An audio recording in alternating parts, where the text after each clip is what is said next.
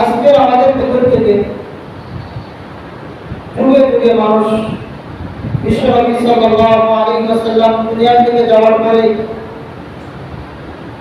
অসংখ্য অগণিত সাহাবায়ে কেরাম সাহাবায়ে কেরাম রেখে গেলেন। নবীজির 23 বছরের মেহনত, 23 বছরের ফসল বিশ্বনবী সাল্লাল্লাহু আলাইহি ওয়াসাল্লাম রেখে আমাদের থেকে চলে গেলেন। আজকে আমরা সেই নবীজির মেহনত, সেই নবীজির রক্ত ঝরা সেই নামাজ আজকে আমরা কয়েকজন মানুষ পড়তেছি। জামাতের গুরুত্ব আমাদের ভিতরে নাই, নামাজের গুরুত্ব নাই। আমাদের অসংখ্য সন্তান যারা বাড়িতে আছে নামাজ পড়তেছে না, দিনের পর দিন নামাজ পড়তেছে না, আমরা তারা কিছু বলতেছি। বিশ্বনবী সাল্লাল্লাহু আলাইহি ওয়াসাল্লাম এই নামাজের জন্য কি কষ্ট করছেন, কি মেহনত করেছেন। জামাতের যেমন গুরুত্ব ছিলেন বিশ্বনবীর উপর। তারিখের কিতাবের ভিতরে আছে বিশ্বনবী সাল্লাল্লাহু আলাইহি ওয়াসাল্লাম শেষ নামাজ পড়ছিলেন মাগরিবের নামাজ। বিশ্বনবী সাল্লাল্লাহু আলাইহি ওয়াসাল্লাম নামাজ পড়াইছিলেন, মাথা ব্যথা ছিল নবীর, মাথা ব্যথা অবস্থায় বিশ্বনবী সাল্লাল্লাহু আলাইহি ওয়াসাল্লাম মাগরিবের নামাজ পড়ানোর পরে হুজুর পাক সাল্লাল্লাহু আলাইহি ওয়াসাল্লাম শেষ নামাজ পড়াইছিলেন মাগরিবের নামাজ। ওখানে ভিতরে গেলেন, ইশারের সময় হয়ে গেল। আল্লাহ নবী সাল্লাল্লাহু আলাইহি ওয়াসাল্লাম বললেন, সাহাবায়ে কেরামকে বললেন, আপনাদের নামাজ কি শেষ হয়ে গেছে? নবী ওর সমস্ত সাহাবায়ে কেরাম বললেন, ইয়া রাসূলুল্লাহ, আমরা আপনার অপেক্ষায় হুজুরের অপেক্ষায় বসে আছি। নবী করিম সাল্লাল্লাহু আলাইহি ওয়াসাল্লাম বললেন, পানি নিয়ে আসো আমার জন্য। বিশ্বনবী সাল্লাল্লাহু আলাইহি ওয়াসাল্লাম পানি আনার কথা বললেন, খুব মনোযোগ দিয়ে কথাগুলো শুনবেন, দিল ব্যথা নিয়ে কথাগুলো বলতেছে। বিশ্বনবী কি দিন দেখে গেলেন, আজকে আমাদের কি দিন আছে আমাদের সামনে, শুধু আজকে আমরা করতেছি। নবীজির সেই মেহনতগুলো আমরা ছেড়ে দিয়েছি।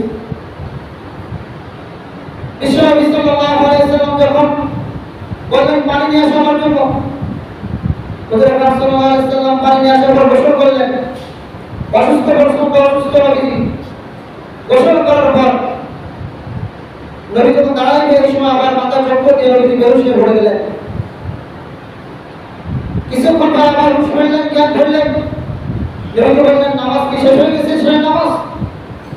সাহাবায়ে কেরাম বললেন, ইয়া রাসূলুল্লাহ, আমরা সকলে হুজুরের অপেক্ষায় বসে রয়েছি। নবী করিম সাল্লাল্লাহু আলাইহি ওয়াসাল্লাম বলেন, আবার গোসল করলেন। বিশ্বনবী সাল্লাল্লাহু আলাইহি ওয়াসাল্লাম দ্বিতীয়বার আবার গোসল করলেন।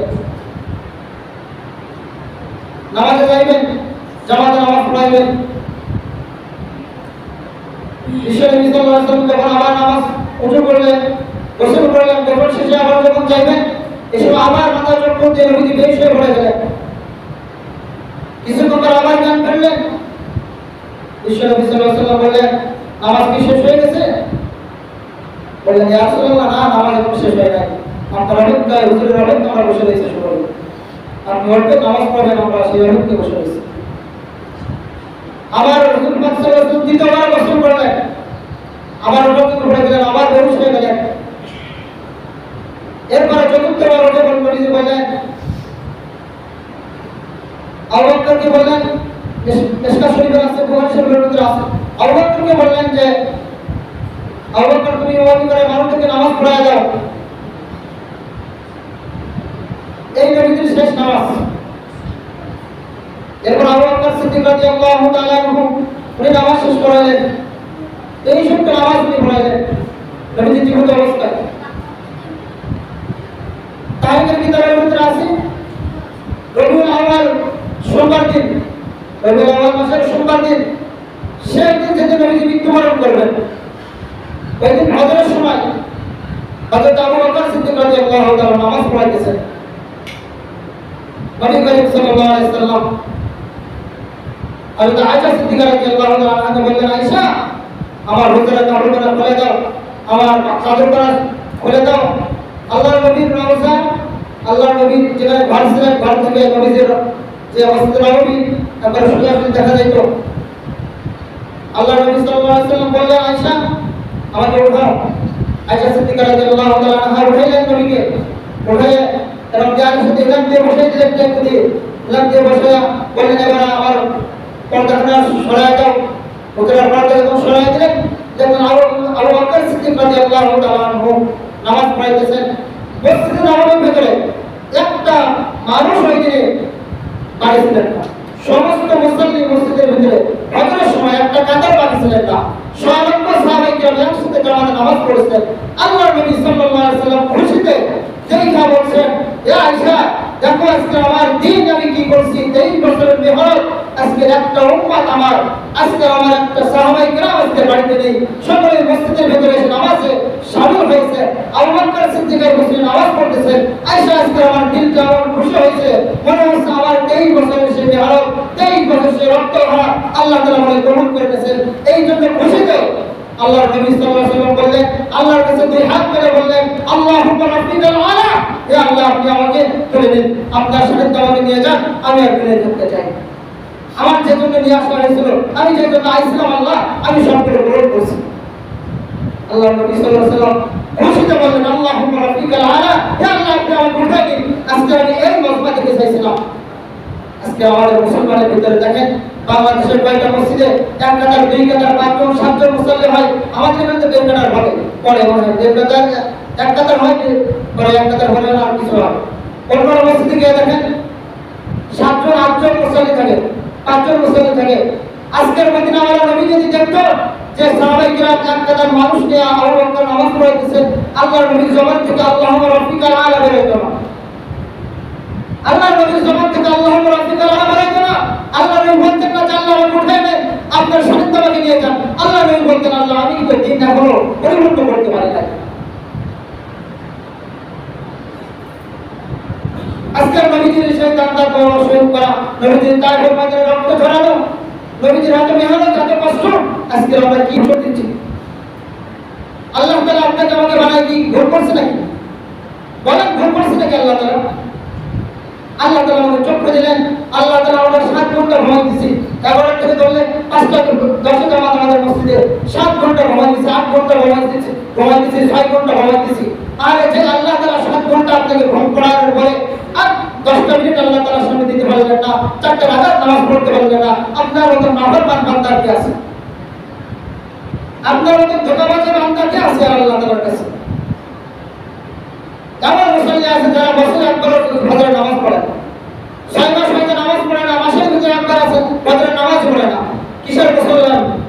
আপনার সাথে প্রত্যাশার সাথে কোনো সম্পর্ক নেই, 1 মিনিট হয়ে যাচ্ছে। বলতেছেন যে এত বড় কথা কেন বলতেছেন?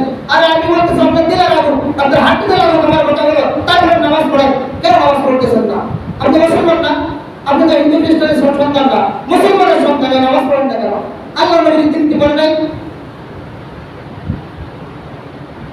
আজকে আমাদের মসজিদের ভিতরে আমরা নামাজ পড়তে আসতেছি, আমার সন্তান ঘুমায় থাকতেছে, কোন আসতেছে নাই, আল্লাহর কাছে জবাব দেওয়া করা লাগবে না? দেখুন আল্লাহ তাআলা বলেন, মা আগরবাতি রাব্বিকাল কারীম, আল্লাহ তাআলা বলেন, বান্দা কে তোমাকে ভোলায় দিল? আমার মতো গরীব থেকে কে তোমাকে ভোলায় দিল? মা আগরবাতি রাব্বিকাল কারীম, আমার মতো গরীব থেকে, আমার মতো দয়ালু মানুষ থেকে তোমাকে কে ভোলায় দিল?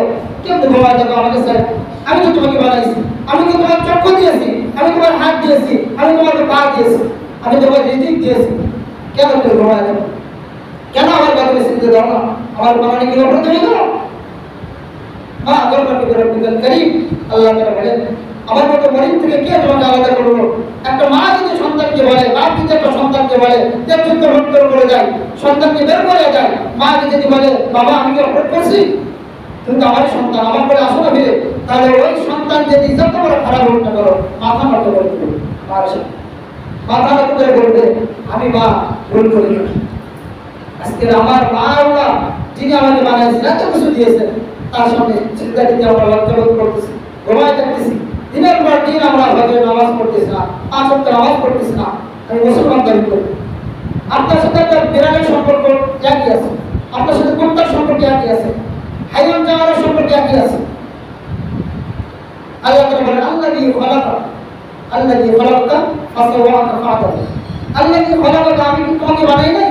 আল্লাহ তাআলা বলেন, মা আগরবাতি রাব্বিকাল কারীম, আমার দয়ালু, আমার বাড়ি থেকে কি আলাদা করলেন? ভাই বললেন যে আল্লাযী খালাকা, আমি কি তোমাকে বানাই নাই? আল্লাহ বলতেছেন ফাসাওয়াকা, তোমাকে আমি সৃষ্টি করি নাই, তোমাকে আমি এক প্রত্যেকটা অঙ্গ প্রত্যঙ্গ বানাই নাই। ফাসাওয়াকা ফাআদালাক, এক অঙ্গ থেকে অপর অঙ্গ আমি তো বানিয়েছি আল্লাহ তাআলা। তোমার চোখ যদি এক চোখ যদি আমি বানিয়ে দিতাম, একটা চোখ যদি একদম কেমন দেখা যাইতো, একটা হাত যদি আমি পাঁচটা অঙ্গ তোমাকে কেমন করে বানাইছি দেখো। বান্দা তুমি দুনিয়াতে কাটাও, পাঁচটা অঙ্গের পাঁচ রকম বানায় রাখছি কিসের জন্য? পাঁচটা অঙ্গের পাঁচ রকম বানায় রাখলাম কিসের জন্য? তো চিন্তা করছো আমি আল্লাহ তাআলা কেন বানাইলাম? পাঁচটা অঙ্গ যদি সমান রাখতাম তাহলে আমি আল্লাহ তাআলা যদি সমান রাখতাম কেমনে ভাত খাইতাম? কেমনে ভাত খাইতাম? ভাত মাখাইতে কেমনে? একটা লেখালেখি করতে কেমনে? তো চিন্তা করছো আমি এই আঙ্গুলটা কেন দেখা রাখলাম? যে আঙ্গুলটা টাকা বলবা, পয়সা বলবা, দুনিয়ার রাস্তা দেখবা, আমার জিকির করবা, সুবহানাল্লাহ সুবহানাল্লাহ, এই জন্য তো বানাইছি। এই হাত দিয়ে গুনাহ করার জন্য তো বানাই নাই, এই যে হাত দিয়ে নাচ নিয়ামত করার জন্য বানাই নাই, এই কদম দিয়ে তো আমি পাউটি বানাইছি, পাউটি আমি হাওয়া বানাই নাই, খেলনা করার জন্য। আল্লাহ তাআলা বলেন আলাম নাজআল্লাহু আইনাইন, আমি আল্লাহ তাআলা বলতেছেন আলাম নাজআল্লাহু আইনাইন, আমি কি তোকে দুইটা চক্ষু দিই? আল্লাহ তাআলা আমাদের কাছে বলতেছেন আমি কি তোকে দুইটা চক্ষু দেই? আলাম নাজআল্লাহু আইনাইন ওয়া লিসানান, আমি তোমাকে জিহ্বা দেই নাই, সর্বদাই আমি তোমাকে দুইটা ঠোঁট দেই নাই। যে ঠোঁট দিয়ে আজকে তুমি দুনিয়াতে সব কিছু করতেছো, মায়ের কথা বলতেছো, বাবার কথা বলতেছো, আমার বুকের কথা বলতেছো, যে ঠোঁটটা আমি জিহ্বা দান করলাম, আজকে সেই জিহ্বা দিয়ে আমার নাম ঠিক নিতে মন চাই না। কেমনে ঘুমায় যাবো আমরা ফজরের নামাজ না পড়ে?